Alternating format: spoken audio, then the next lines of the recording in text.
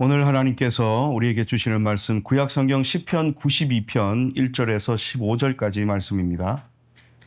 시편 92편 1절에서 15절까지 말씀, 하나님의 말씀 봉독할 때에 여러분 경청하십시오. 지존자여, 시편금과 비파와 수금으로 여호와께 감사하며 주의 이름을 찬양하고 아침마다 주의 인자하심을 알리며 밤마다 주의 성실하심을 베풀미 좋으니이다. 여호와여, 주께서 행하신 일로 나를 기쁘게 하셨으니 주의 손이 행하신 일로 말미암아 내가 높이 외치리이다. 여호와여, 주께서 행하신 일이 어찌 그리 크신지요. 주의 생각이 매우 깊으시니이다. 어리석은 자도 알지 못하며 무지한 자도 이를 깨닫지 못하나이다. 악인들은 풀같이 자라고 악을 행하는 자들은 다 흥왕할지라도 영원히 멸망하리이다. 여호와여, 주는 영원토록 지존하시리이다. 여호와여, 주의 원수들은 패망하리이다. 정녕 주의 원수들은 패망하리니 죄악을 행하는 자들은 다 흩어지리이다. 그러나 주께서 내 뿔을 들소의 뿔같이 높이셨으며 내게 신선한 기름을 부으셨나이다. 내 원수들이 보응받는 것을 내 눈으로 보며 일어나 나를 치는 행악자들이 보응받는 것을 내 귀로 들었도다. 의인은 종려나무같이 번성하며 레바논의 백향목같이 성장하리로다. 이는 여호와의 집에 심겼으며 우리 하나님의 뜰 안에서 번성하리로다. 그는 늙어도 여전히 결실하며 진액이 풍족하고 빛이 청청하니 여호와의 정직하심과 나의 바위 되심과 그에게는 불의가 없음이 선포되리로다. 아멘. 이 말씀을 통하여 은혜 주실 줄 믿습니다. 오늘 시편 92편 말씀을 우리에게 허락해 주십니다. 여러분, 시편 92편은 표제가 뭐라고 되어 있습니까? 안식일의 찬송시라고 되어 있습니다. 근데 많은 학자들이 이 내용을 분석하고 연구를 해봤더니 특별히 안식일에만 국한되는 내용이 들어있는가? 살펴봤더니 꼭 그렇지만은 않더라는 거지요. 예를 들면 이 내용을 안식일이 아닌 다른 날 부른다 해서 크게 문제가 되지 않는다는 것입니다. 안식일에만 특화된 찬송시는 아니지요. 오히려 감사시로 분류가 됩니다. 그러면 왜 이것이 안식일의 찬송시라는 표제가 붙어 있느냐? 여러분, 이 한글 역본 말고요, 히브리어 원어를 본다든지 안 그러면 여러 다른 영어 역본들을 살펴보면 오늘 우리는 1절부터 3절까지 묶어놨죠. 그래서 2절, 3절이 따로 떨어지지 않고 1절에서 3절까지 묶어놨는데 찾아보니까 다른 성경은 다 1, 2, 3절이 있어요. 왜 이랬을까? 연구의 대상이었고 또 말씀을 준비하면서 왜 이게 특별히 안식일에 국한된 내용은 아니고 다른 곳에서도 쓰일 수 있는데 이것이 이리 되었을까? 바벨론 포로 시절에 안식일날 유대인들이 모여서 공식적으로 이 안식일날 하나님께 감사하고 찬양하는 노래를 불러야 되는데 이렇게 골라야 되지 않습니까? 어떤 노래를 부를까? 그래서 이 안식일에 하나님 앞에 하나님께서 우리를 위하여 행하신 그 일들을 기억하면서 감사드리자라는 취지로 골라서 표제를 붙였지 않았을까라는 학자들의 의견이 있습니다. 제가 고개가 끄덕여지면서 동의가 됩니다. 여러분, 안식일 날 모였습니다. 처지는 어떻습니까? 포로된 상태예요. 그런데 우리는 하나님을 찬양하고 노래하고 감사해야 돼요. 무엇 때문에요? 하나님이 우리를 위하여 행하신 그 일들을 기억하고 노래하며 감사하고 오늘 이 시편 92편을 가지고 찬양했지 않겠습니까? 그런데 앞에도 말씀드렸지만 지금 현실은 어떻습니까? 포로된 상태입니다. 그래서 이스라엘 사람들은 끊임없이 하나님을 기억할 수밖에 없었습니다. 여러분, 기억나십니까? 안식일을 지켜야 될 근거와 이유에 관하여 우리는 이미 몇 주 전에 함께 말씀을 통하여 나누었더랬습니다. 이유가 두 가지였죠. 하나는 우리를 지으신 하나님을 기억하는 것이고 또 하나는 종되었던 곳에서 우리를 자유하게 하신 구원해 주신 하나님을 기억하는 것. 이것이 안식일을 지키는 이유와 근거였습니다. 그래서 하나는 출애굽기에 나타난 근거였고 하나는 신명기에 나타난 근거였습니다.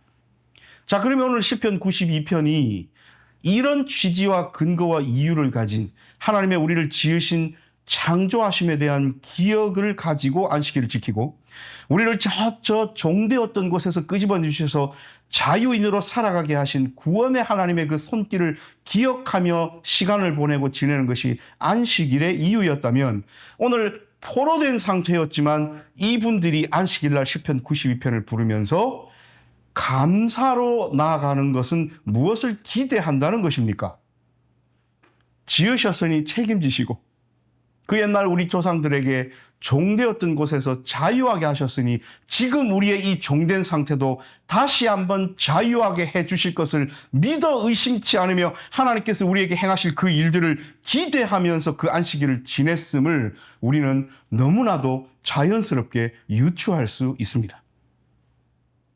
다시 말씀드리면 현실은 힘들고 어렵고 종된 상태, 자유가 없는 상태이지만 하나님께서 그 옛날 우리를 창조하셨음을 기억하고 하나님께서 우리의 조상들을 그 땅 종되었던 이집트 땅에서 끄집어내 주시고 젖과 꿀이 흐르는 약속의 땅으로 인도하여 주셔서 자유인으로 살게 하셨던 것을 역사적으로 경험했으니 우리도 그것이 우리의 현실이 될 것이라는 것을 기대하면서 오늘 이 노래를 불렀지 않겠습니까?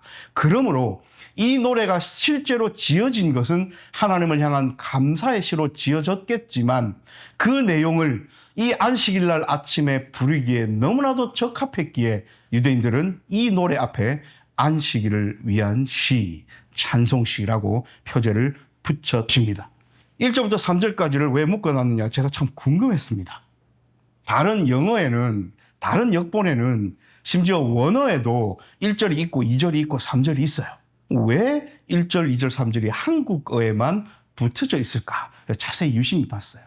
영어를 쓰지 아니할 수가 없어요. 지금 이 부분은. 왜 그러냐면 진주어, 가주어 구문입니다.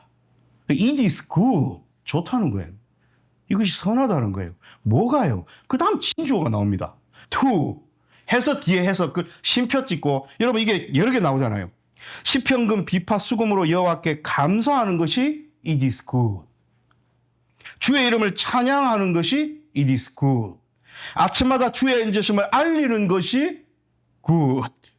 밤마다 주의 성실하심을 베푸는 것이 good. 이게 맨 앞에 단어를 이 문장을 시작하면서 it is good으로 시작하고 그 뒤에 나열을 하다 보니까 어디서 끊어야 될지 모르겠는 거예요. 한국말로. 근데 영어는 돼요. it is good 해서 뒤에 쭉 나오고 쉼표 찍고 또 to, 쉼표 찍고 또 to 하면 돼요. 그런데 한국말로는 계속 1절하고도 뒤에 좋습니다. 2절하고도 좋습니다. 하기에는 너무 원어를 살리는 기분이 안 들잖아요. 그래서 1, 2, 3절을 묶어놨습니다. 자, 이것이 뭐 크게 중요한 것은 아니고요. 그럼 뭐가 중요하냐? 방금 나열했던 것들이 좋다는 겁니다. 굿이라는 거예요.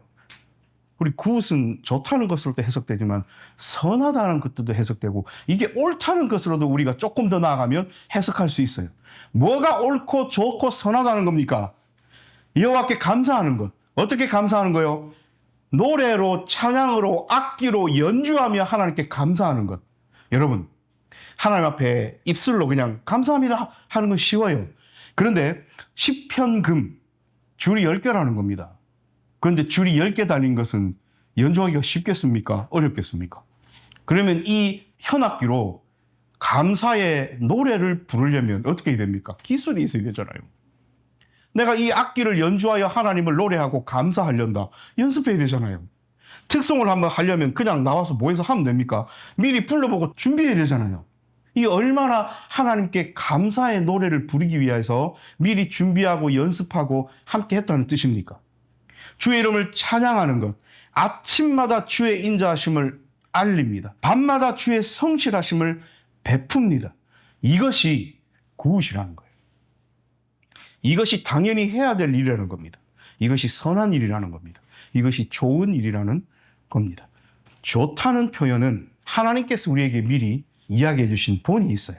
창조 때에 하나님께서 천지 만물을 베푸시고 저녁이 되고 아침이 되니 이는 몇째 날이라 하나님의 보시기에 좋았더라. 하나님은 우리를 지으시고 우리와 함께 하시는 자체를 바라보시면서 흐뭇해 하시면서 좋으셨어요.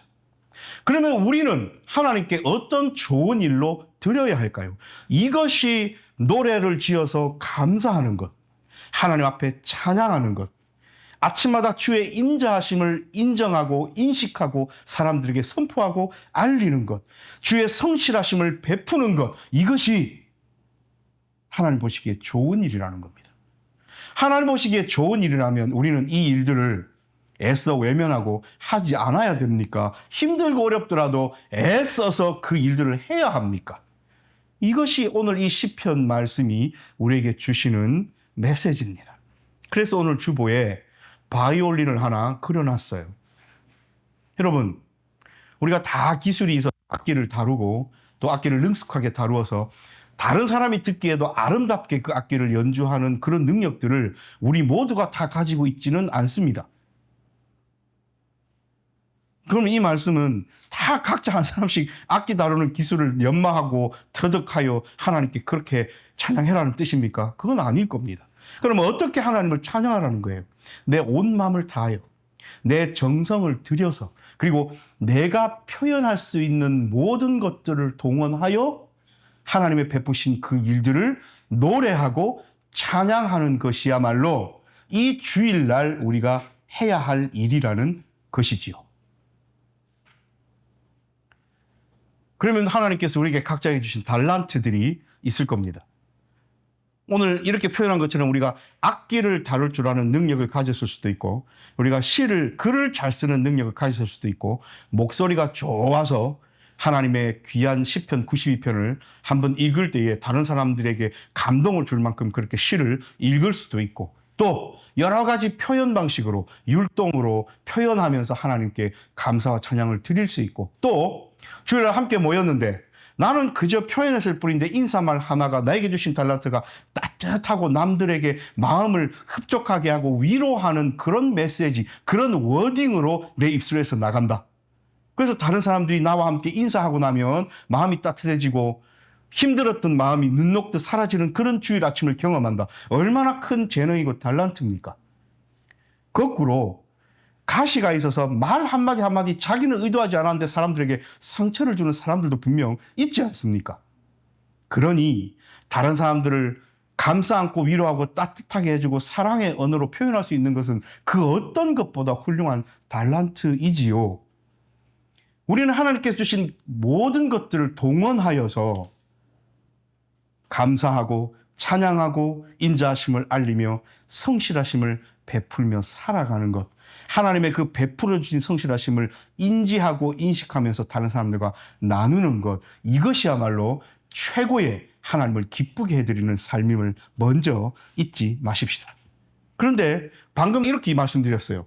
우리가 이렇게 하나님을 찬양하고 감사하면서 하나님을 기쁘시게 하는 그 일들을 행하십시다 라고 이야기를 하고 돌아서니 4절에 바로 이런 말씀이 나옵니다.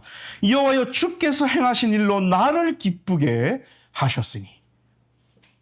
우리는 우리가 어떻게 함으로써 하나님을 기쁘게 해드릴 수 있다고 자신 있게 살아가지만 실제로는 하나님께서 우리를 위하여 행하신 그 일들로 말미암아 우리에게 주신 기쁨이 훨씬 더 비교할 수 없을 만큼 큽니다.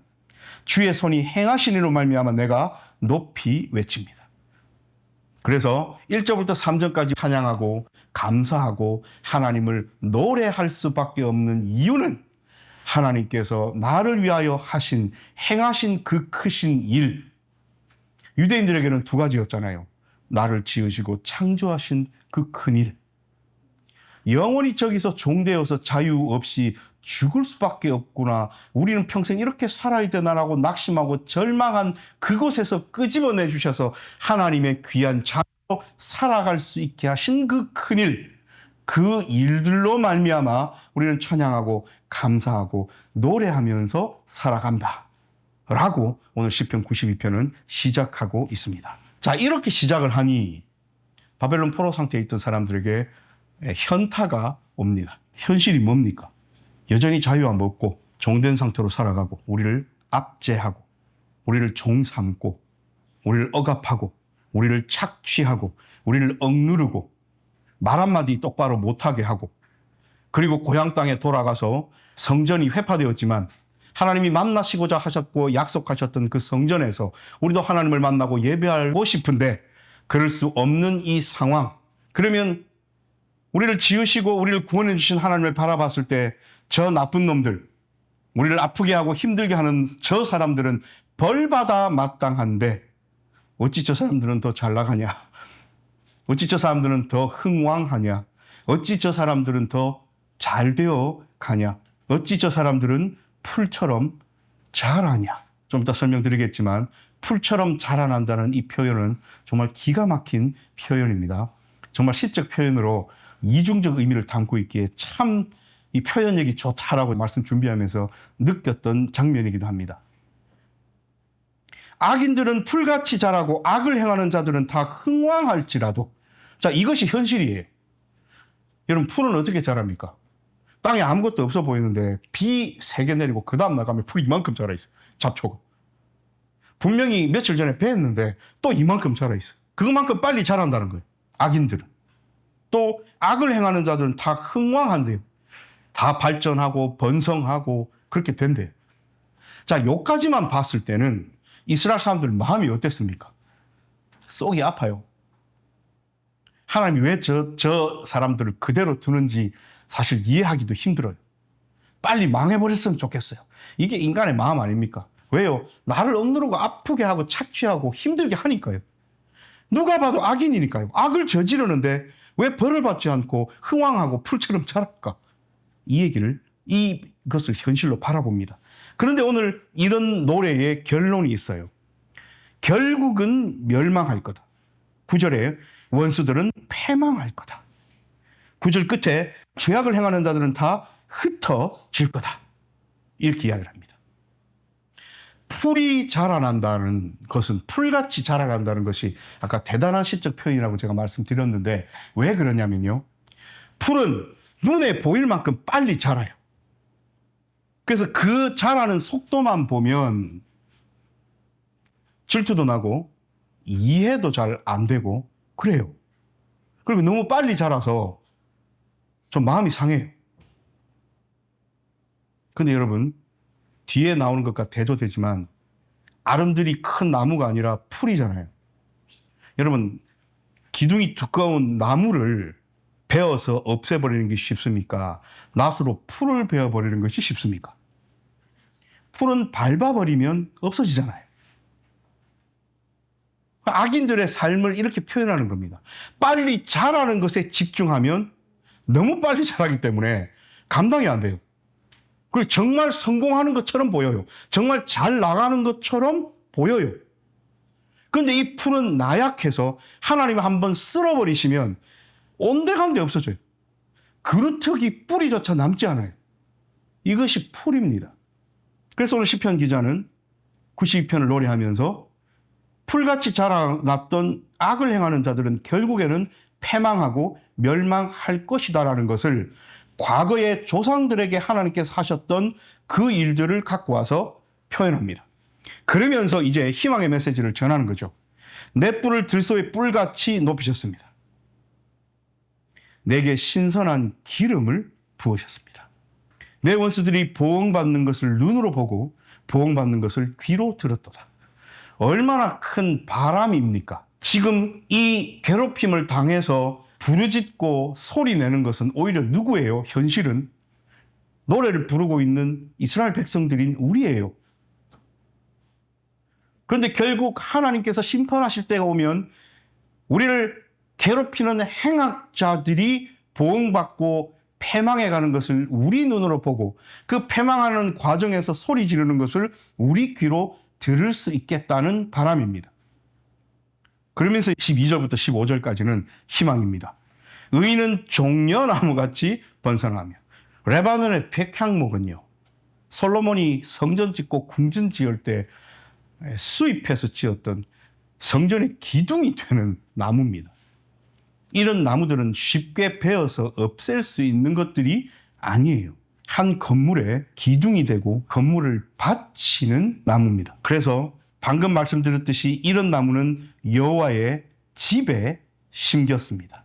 우리 하나님의 뜰 안에서 번성합니다. 오늘 예배 후에 성막에 관한 이야기를 함께 또 나눌 건데, 여호와의 뜰 안이 얼마나 중요한 장소임을 우리 함께 나눌 겁니다. 여호와의 뜰 안에서 레바논 백향목 같은 나무가 심기어져서 자라난다. 이것은 빨리 자라서 순간적으로 번성해 보이는 풀과는 완전히 차원이 다른 삶을 오늘 이야기하고 있습니다. 그래서 그는 늙어도 결실하고 진액이 풍성하고 빛이 청청하다. 여호와의 정직하심과 나의 바위 되심과 그에게는 불의가 없음이 선포되리로다. 라고 안식일 날 노래를 불렀다는 거예요. 자, 여러분, 우리의 삶이 어떠합니까? 삶을 살아가다 보면 좀 억울해요. 삶을 살아가다 보면 분명히 저 사람 나쁜 사람인데 눈에 보이듯이 실제로 그냥 윤리 도덕을 넘어서 완전히 법을 어기고 있는데, 눈 가리고 살아가는데, 속이고 살아가는데, 심지어 나랑 관련 없지만 뉴스 같은 데 보면 사기치고 나쁜 말 하고 상처 주고 배려심 없고 그래도 다 잘 살아가는 것 같아요. 오히려 그런 사람들이 더 착착착착 잘 빠져나가서 돈도 많이 버는 것 같고, 그런 사람들이 막 좋은 차 타고 다니는 것 같고, 이게 이 세상을 바라보면 하나님의 정의는 온데간데 없고 그냥 나쁜 짓 하고 머리 잘 돌리고 다른 사람들을 등쳐먹는 그런 인간들이 더 잘 살아가는 것처럼 보이는 세상 속에서 살아가니, 때로는 우리 삶 속에서 상처가 좀 되고, 정말 정의가 살아있어서 그런 사람들은 빨리빨리 벌 받고 빨리빨리 감옥 가고 빨리빨리 뭔가 해결됐으면 좋겠는데, 내 주변을 봐도 세상을 바라봐도 뉴스를 봐도 안 잡히고 안 들키면 끝까지 잘 살아가는 것처럼 보이는 이 세상을 바라보면 우리가 조금 의기소침해지고 마음도 상하고 실망도 되고 그렇지 않습니까? 뭐 그런 때가 있잖아요, 우리도. 여러분, 오늘 이 시편은 우리랑 똑같은 삶을 살았던, 사실 우리보다는 더 억울하고 더 아프고 힘든 상황을 바라보면서 살았던 유대인들의 노래입니다. 그 사람들의 성공은, 악인들의 흥왕은 풀같이 자라나는 것을 잊지 마십시다. 결국에는 살아계신 하나님의 정의가 물같이 흐르는 때가 옵니다. 우리가 믿고 의지해야 될 것은 그것이죠. 현실을 바라보면서 낙심하기보다는 이 현실 가운데서 우리와 함께 하시는 하나님을 바라볼 때에 우리는 힘내어서 살아갈 수 있습니다. 여러분, 유대인들이 이런 류의 메시아 대망 사상과 하나님께서 우리를 구원하시고자 하신다는 것을 믿고 의지하고 그 약속으로 삼아 살지 않았다면, 예수 그리스도께서 이 땅에 오셨을 때에 그 메시아와 예수 그리스도를 매칭시킬 수 없었겠잖아요.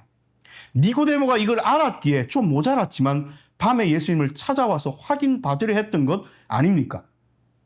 우리가 세상만을 바라보고, 우리가 예전에 성경 공부할 때 하나님의 눈으로 세상을 바라보고 하나님의 가치관과 세계관으로 세상을 바라보아야만 사람들이 바라보지 못하는 그 너머의 것, 더 넓은 것을 바라볼 수 있다고 배웠잖아요. 오늘 시편 92편은 우리에게 이것을 요구하고 계십니다. 풀같이 빨리 자라나는 악인들의 성공만을 바라보면 우리의 상황은 어찌 됩니까? 낙심하고 실망하고 절망하고 믿음이 떨어지고 이렇게 되잖아요. 그런데 결국 하나님께서는 그네들에게 벌을 주실 거고, 그들의 성공과 흥왕은 풀같이 자라나는 일시적인 것일 뿐임을 우리가 알고 있다면 두 가지 우리는 실천으로 나아갈 수 있습니다. 첫 번째는 당연히 하나님으로부터 오는 힘을 얻어서 살아갈 수 있게 되고요. 두 번째는 그 유혹에 빠지지 않게 됩니다. 쉽게 성공하는 것 같은 불의, 쉽게 돈 벌 수 있을 것 같아 보이는 불의로 그리스도인인 우리가 한 발을 내딛게 되면 똑같아지잖아요. 그럼 우리는 어디에 만약에 그런 사람이 있다면 어디에 집중하는 겁니까? 여호와의 뜰 안에서 자라는 레바논 백향목과 같은 삶을 저버리고 빨리 눈앞에 보이는 성공만을 지향하는 풀 같은 삶을 살 거다라고 작정해서 들어가는 것이잖아요. 그런 사람들은 여호와의 뜰 안에 사는 사람들이 아닙니다. 여러분, 여호와의 뜰 안과 여호와의 뜰 밖은 하나님께서 극명하게 구분지어 놓으셨습니다. 더 자세한 사항은 오늘 예배 후에 성경 공부할 때요. 그래서 여러분, 안식일 날 이 노래를 지어 불렀다. 우리는 언제 이 노래를 그럼 불러야 될까요? 우리는 아침마다 불러야 됩니다. 우리는 아침마다 우리를 새롭게 하시는 하나님 앞에 감사하고 찬양하면서 하나님 오늘도 내게 다시 태어나는 경험, 들소의 뿔처럼 나를 세우시고 내게 새로움의 기름을 부으셔서 나로 새로운 나를 힘내어서 살아가게 하시고, 풀처럼 빨리 자라는 사람들을 집중해서 볼 것이 아니라 든든하게 뿌리 내려 서가는 여호와의 뜰 안에서의 삶을 살아가는 하루가 되게 해주십시오. 그렇게 살아갈 수 있게 하신 하나님을 찬양하지 아니할 수 없어 오늘도 아침마다 주의 성실하심을 베풀미 좋고 주의 인자하심을 알리는 삶이 좋고 비포와 수금으로 시편금으로 여호와께 감사하며 주의 이름을 찬양하는 것이 좋습니다 라고 살아가는 그리스도인, 찬양하는 그리스도인, 아침마다 새로운 보는 그리스도인, 여호와의 뜰 안에서 살아가는 그리스도인으로 우리 살아가십시다.